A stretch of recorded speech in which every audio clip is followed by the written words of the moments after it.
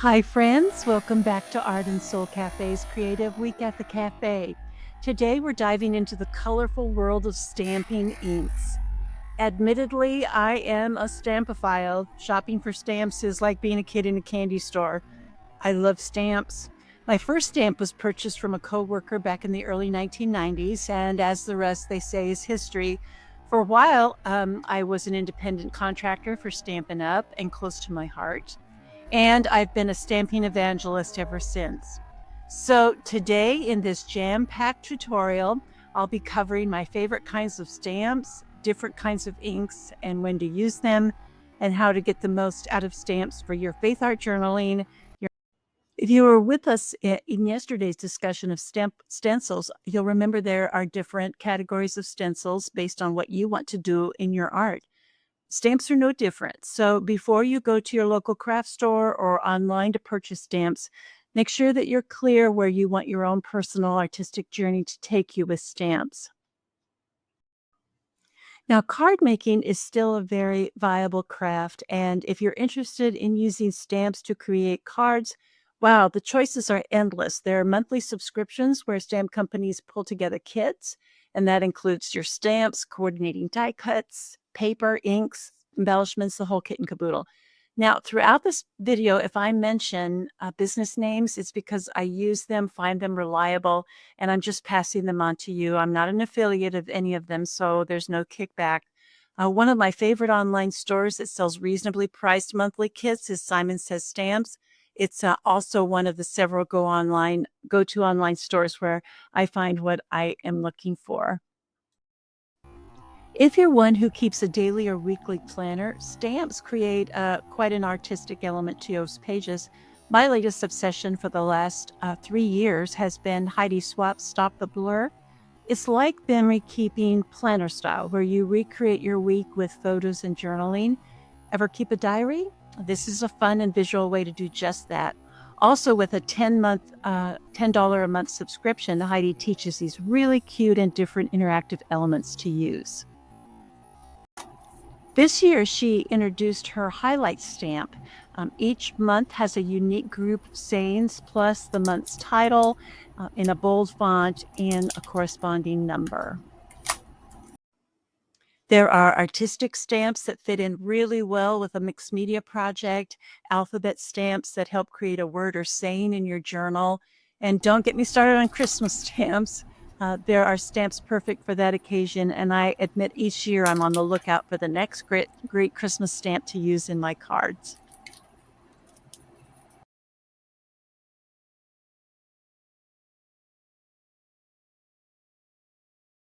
Let's start with the two basic categories of ink, dye inks and pigment inks. First of all, there's dye inks. And if you have any doubt on what you're getting when you pick up a pad of ink, just look for the label and it will clearly say dye ink.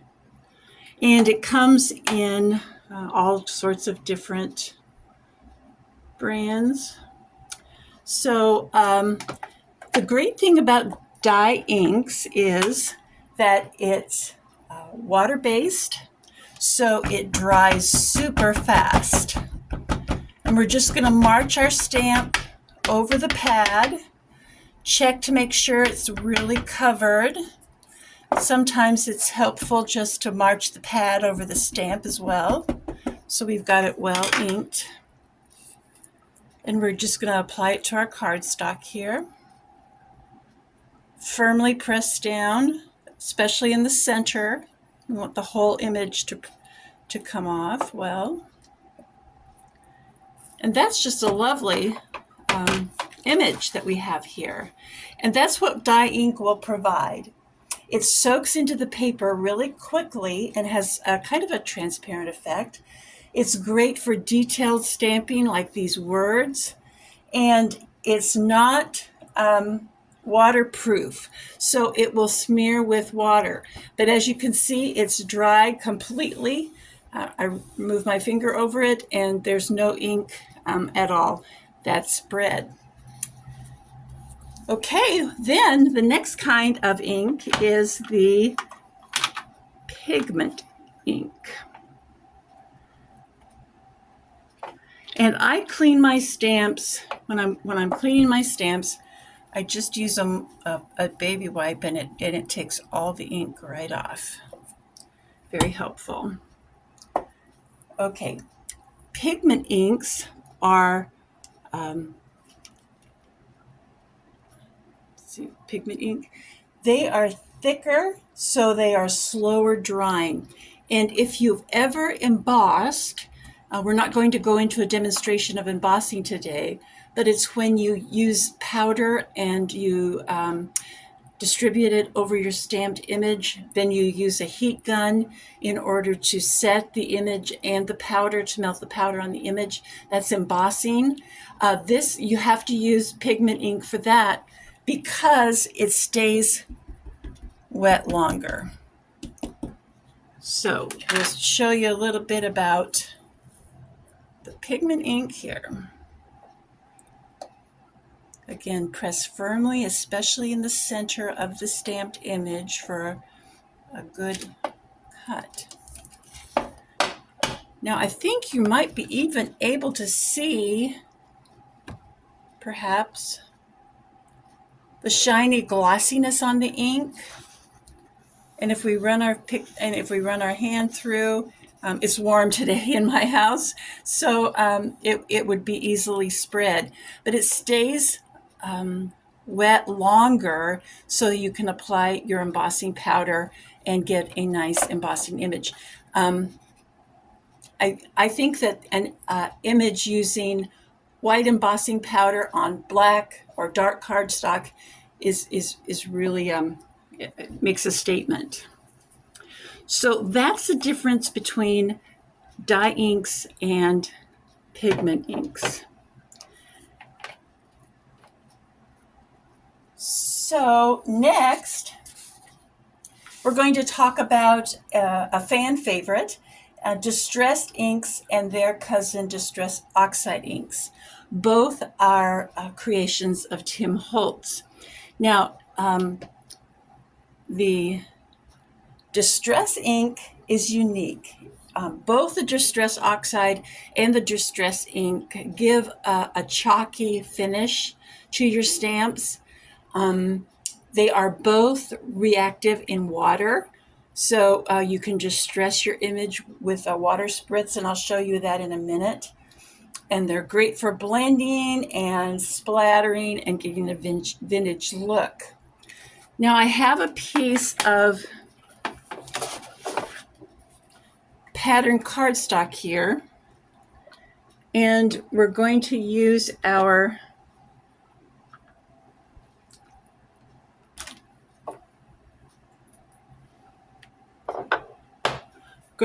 stamp, kind of a mixed media stamp, and this is carved pumpkin in distressed ink. So we want to really get the ink on the stamp.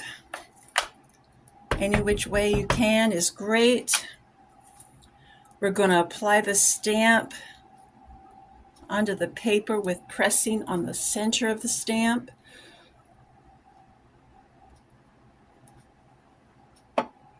And there's our image.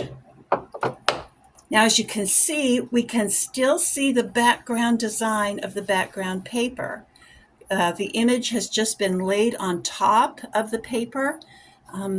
We get the crisp image, but we can still see the background of the paper. If we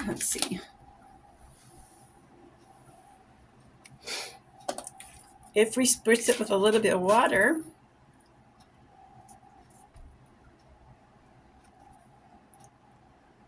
we can see it's starting to respond to the water with an interesting effect.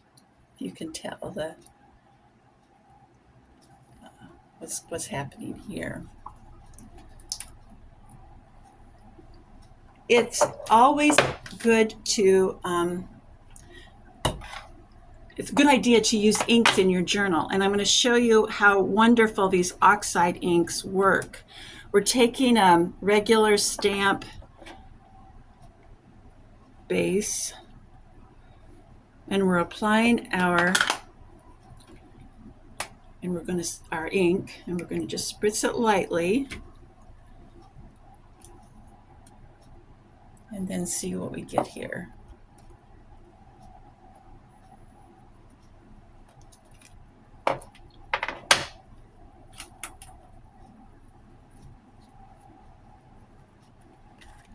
Wouldn't this be perfect for a background?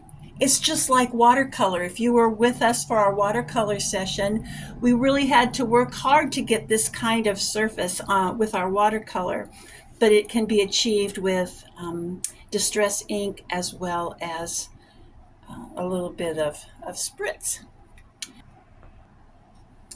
Distress oxide inks are have a lot of the same qualities as regular distress inks.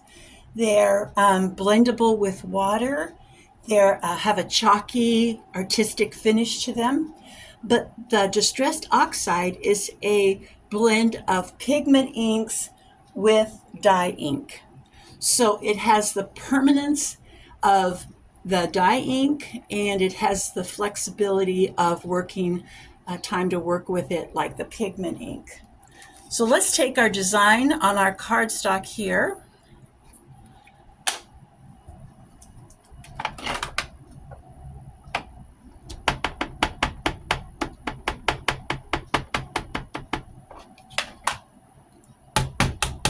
Make sure we have our stamp well covered, and we're going to apply it to our cardstock design.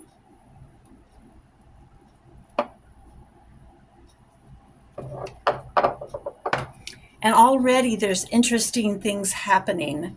See how it's variegated with the stamp. It's more detailed with the design of the stamp.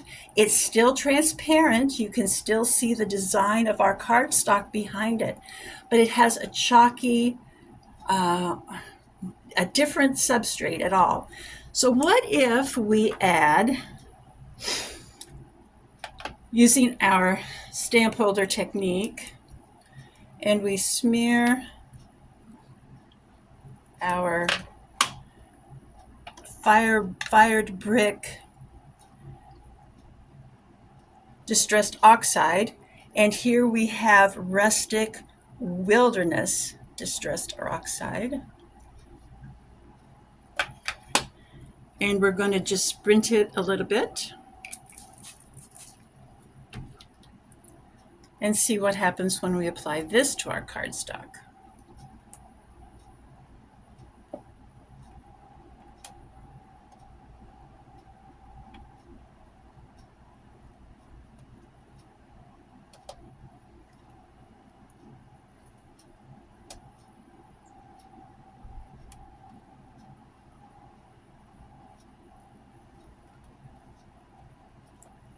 This is kind of interesting. How that turned out. This again, like we did watercolors, this is a perfect technique to use to fill up a blank page quickly for a background as we move into art journaling.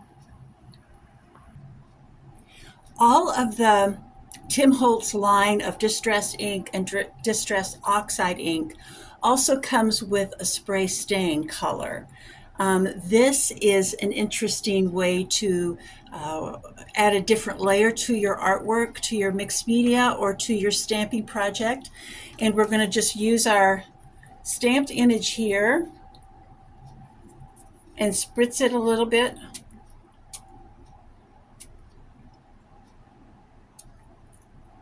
We get some interesting different action going on. Finally, I'm just going to quickly touch on alcohol ink. It's got ink in its title, so it should work for stamping, right? Well, no, actually alcohol ink is best used for different journaling artistic purposes. It's alcohol based, and you need a specific kind of paper. This is Yupo paper, and it's to be used specifically with alcohol ink. Cardstock, mixed media paper, or watercolor paper just doesn't serve the purpose. Yupo is slick and kind of like photograph paper, and it helps the movement of the alcohol ink stay in place. So just to recap, dye ink is great for clean, quick stamping. Pigment ink is vibrant, embossable, and great for dark papers. Distress inks are perfect for soft and vintage effects. And distress oxides are bold, blendable, water reactive layering magic. Both distress ink and distress oxide are made by the same company, and they have the coordinating spritz stains. And last, alcohol inks are beautiful, but they're not made for stamping. They create beautiful abstract art, and it might be something that you're interested in looking into. If you want to see more in-depth tutorials for any of the content that I presented today, please drop me a comment below or send me an email at myartandsoulcafe@gmail.com.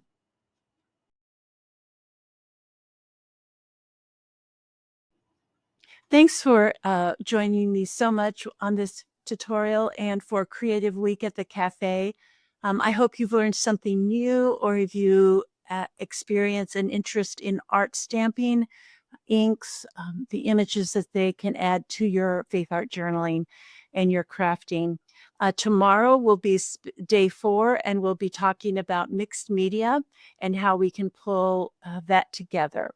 On Friday, then, I will have a video tutorial on using all of the techniques and products that we have talked about this week. So I hope you'll join me. Thank you again for joining Art and Soul Cafe. It's where creativity and faith come together. Bye-bye.